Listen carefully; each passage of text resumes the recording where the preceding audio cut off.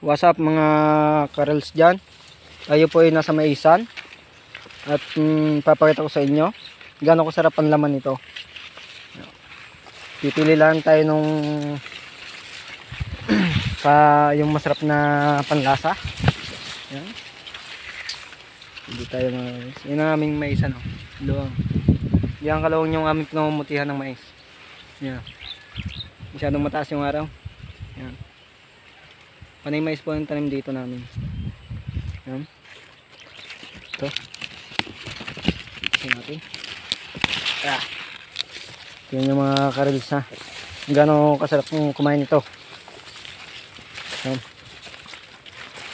Papakita ko sa inyo gano'ng kasarap. Yan. Dito tayo. Kanlong. Yan. So, bababa muna natin yung ating cellphone.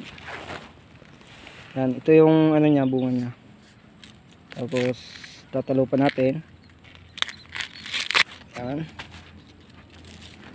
Tatalo pa natin yan. Yan. Ito yung bunga niya, busil lang. Tapos ating kakainin niya. Sarap. Nakakalisa yan ng gutom. Tapos alam nyo saan ito gamot? Gamot ito sa gutom. Sa mga hindi marunong kumain dyan, mag-aaral na lang kumain ng mais na busil para iwas gutom tayo. Matibay pa ito sa sikmura. Sarap lang, sarap. Ito naman.